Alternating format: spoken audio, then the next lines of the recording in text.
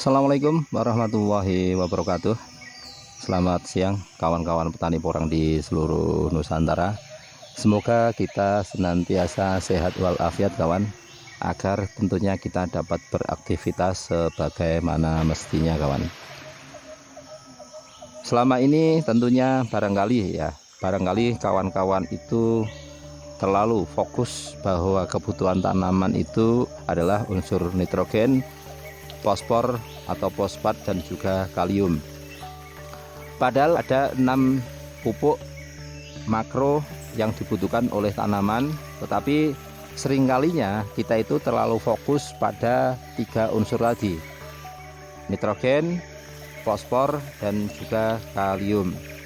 Padahal masih ada 3 unsur makro yang lainnya, walaupun mereka masuk kategori namanya adalah unsur makro sekunder.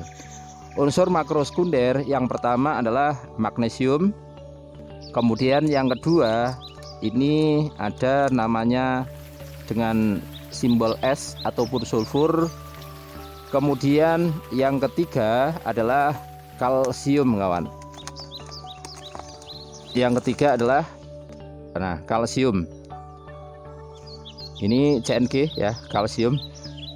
Nah, selama ini terlalu fokus kalau daunnya kurang hijau, maka biasanya kita langsung menyimpulkan bahwa itu kurang unsur nitrogen. Kemudian kalau umbinya kecil, maka kekurangan kalium. Pada hakikatnya tidak semuanya benar kawan. Akan tetapi bahwa untuk tanaman tumbuh kembang dengan baik, maka unsur hara makro sekunder juga harus terpenuhi kawan. Yang pertama adalah ini unsur hara makro yang bernama magnesium. Magnesium itu adalah aktivator yang berperan dalam transportasi energi beberapa enzim di dalam tanaman. Unsur ini sangat dominan keberadaannya di daun kawan, terutama untuk ketersediaan klorofil. Jadi ketercukupan magnesium sangat diperlukan untuk memperlancar proses fotosintesis. Unsur itu juga merupakan komponen inti pembentukan klorofil dan enzim di berbagai proses sintesis protein.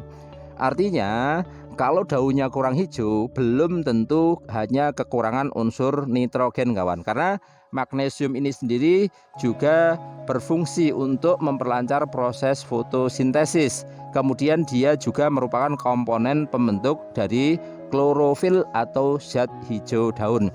Bisa jadi selain nitrogen, maka kebutuhan yang kurang oleh tanaman adalah magnesium ini kawan. Kemudian untuk tanaman yang kekurangan magnesium menyebabkan sejumlah unsur tidak terangkut karena energi yang tersedia sedikit. Yang terbawa hanyalah unsur yang berbobot ringan, yaitu nitrogen. Akibatnya terbentuk sel-sel berukuran besar tetapi encer. Jaringan menjadi lemah. Itu terjadi biasanya pada tanaman-tanaman yang memiliki batang tanaman porang itu terlalu panjang. Kemudian ciri-cirinya adalah persis seperti gejala etiolasi atau kekurangan cahaya pada tanaman. Seperti tanaman porang ini, kalau kurang sinar matahari, maka batang tanaman ini akan menjulang tinggi kawan. Nah, menjulang tinggi ini bisa diakibatkan karena dia terlalu banyak mengkonsumsi nitrogen. Karena apa? Unsur-unsur hara lain seperti fosfat dan juga kalium tidak dapat terangkut karena berat, maka dibutuhkanlah yang namanya magnesium dalam rangka untuk mengangkut unsur hara yang ada di dalam tanah kawan. Nah, kekurangan magnesium itu ciri-cirinya mulai muncul bercak kuning di permukaan daun tua. Hal itu terjadi karena magnesium diangkut ke daun muda. Daun tua menjadi lemah dan akhirnya mudah terserang penyakit, terutama embun tepung. Nah, ini biasanya kalau musim hujan semacam ini, daun-daunnya banyak yang agak berjamur dan sebagainya. Itu juga salah satunya kekurangan unsur hara magnesium kawan. Nah, kemudian unsur hara yang kedua, unsur hara makro sekunder yang kedua adalah ini kawan, yaitu pupuk kalsium. Unsur kalsium sangat berperan dalam pertumbuhan sel. Ia komponen yang menguatkan dan mengatur daya tembus serta merawat dinding sel.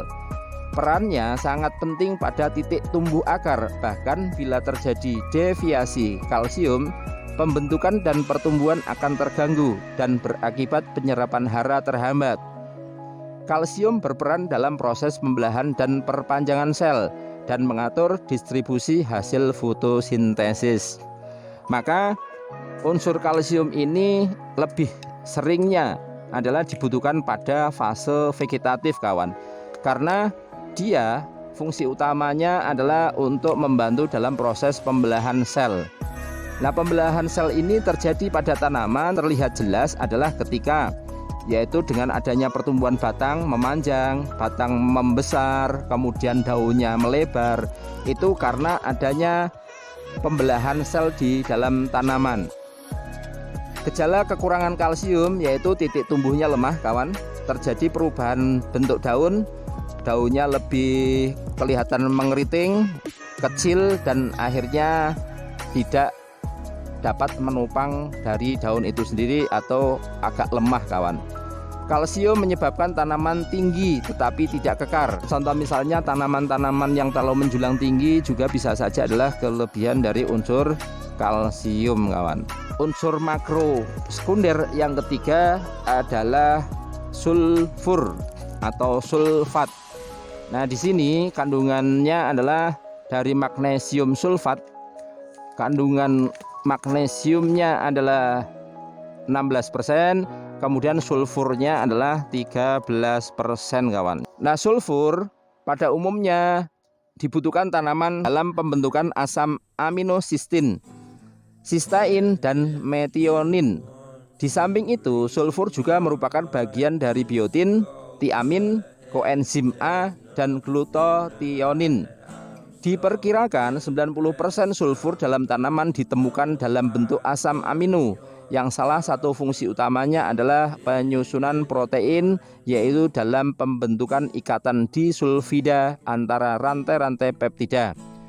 Belerang atau sulfur merupakan bagian dari hasil metabolisme senyawa-senyawa kompleks. Belerang juga berfungsi sebagai aktivator, kofaktor atau regulator enzim dan berperan dalam proses fisiologi tanaman. Jumlah sulfur yang dibutuhkan oleh tanaman sama dengan jumlah fosfor. Kekahatan atau sulfur menghambat sintetis protein, dan hal inilah yang dapat menyebabkan terjadinya klorosis seperti tanaman kekurangan nitrogen. Unsur S lebih menekan pertumbuhan tunas daripada pertumbuhan akar. Gejala kekurangan sulfur lebih tampak pada daun muda dengan warna daun yang menguning sebagai mobilitas sangat rendah di dalam tanaman. Kekurangan unsur sulfur menyebabkan terhambatnya sintesis protein yang berkorelasi dengan akumulasi nitrogen dan nitrat organik terlarut kawan. Nah, itulah 3 unsur makro sekunder yang ternyata juga sangat dibutuhkan oleh tanaman. Yang terakhir tadi ada unsur sulfur. Unsur sulfur ini pada hakikatnya kebutuhan tanaman itu sama dengan dari unsur fosfornya. Contoh misalnya fosfor dalam sebuah lahan itu kita aplikasikan, contoh misalnya 100 kg, maka seharusnya unsur sulfur itu juga 100 kg kawan. Karena hal itu dapat berpengaruh pada tumbuh kembangnya tanaman. Itulah unsur makro sekunder yang dapat kita jelaskan kawan. Semoga saja informasi ini bermanfaat, terutama dalam rangka untuk budidaya tanaman porang. Tentunya yang diharapkan oleh petani adalah 1, di akhir musim panen kita dapat memanen katak-katak dalam jumlah yang besar, jumlahnya banyak. Kemudian yang terakhir, nanti ketika tanaman sudah dorman total seluruhnya, maka umbi yang dihasilkan oleh tanaman juga besar-besar kawan. Oleh karenanya ketersediaan kalium, nitrogen, fosfor, magnesium, sulfur, dan kalsium itu sangat dominan bagi tanaman. Kalau saya sendiri patokannya adalah ketika masa vegetatif, maka unsur nitrogen, kalsium, kemudian unsur fosfat. Ketiga unsur itu sangat sekali dibutuhkan oleh tanaman. Untuk porsi yang dibutuhkan pada masa vegetatif seperti kalium, magnesium, dan juga sulfur itu dalam skala yang agak kecil kawan. Tetapi ketika masa generatif, maka kebutuhan magnesium, kebutuhan sulfur, kebutuhan fosfat itu cenderung lebih banyak. Oleh karenanya kita harus pandai-pandai dalam mengaplikasikan pupuk kita kawan, terutama adalah pupuk-pupuk sintetis seperti ini. Nah, kalau masa-masa vegetatif tadi sudah kita sampaikan, kita biasanya menggunakan Ultradap yang kandungannya adalah nitrogen, kemudian ada fosfor, kemudian kita mix dengan KNO3. KNO3 itu kandungannya adalah nitrogen dan juga kalium kawan. Kita spraynya biasanya per 7 hari, maksimal biasanya per 10 hari. Di tengah-tengahnya kita juga spray antara kalsium, magnesium, dan juga sulfur kawan. Nah, itu dalam rangka untuk ketercukupan unsur hara yang dibutuhkan oleh tanaman porang kita. Demikian informasi yang dapat kita sampaikan, semoga bermanfaat. Salam sukses dari kami. Terima kasih atas yang sudah like, subscribe, ataupun share video-video di dalam channel ini. Semoga dengan berkembangnya channel di dalam serba-serbi informasi ini dapat memberikan informasi-informasi seputar tanaman yang dibutuhkan oleh petani kawan. Selamat siang, selamat beraktivitas. Assalamualaikum warahmatullahi wabarakatuh.